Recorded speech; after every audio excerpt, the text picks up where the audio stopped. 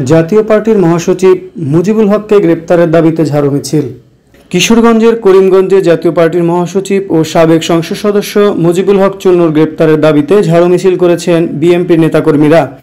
আজ বুধবার বিকেলে করিমগঞ্জ পৌর সদর বাজারে বিক্ষোভ মিছিল ও সমাবেশের আয়োজন করে পৌর বিএনপি।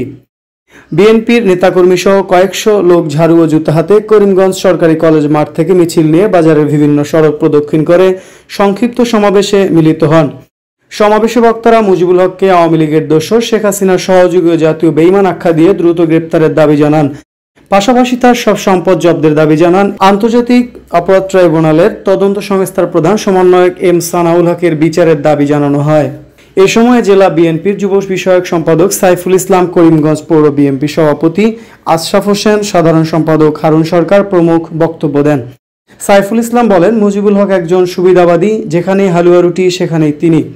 এমন কোনো দল নেই তিনি করেননি, সব দল থেকেই সুবিধা নিয়েছেন।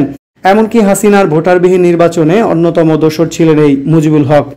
আওয়ামী লীগের অন্যান্য নেতার মতো তারও বিচার হওয়া উচিত।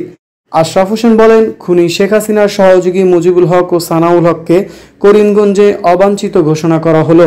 তাদের 24 ঘন্টার মধ্যে গ্রেপ্তার করতে হবে।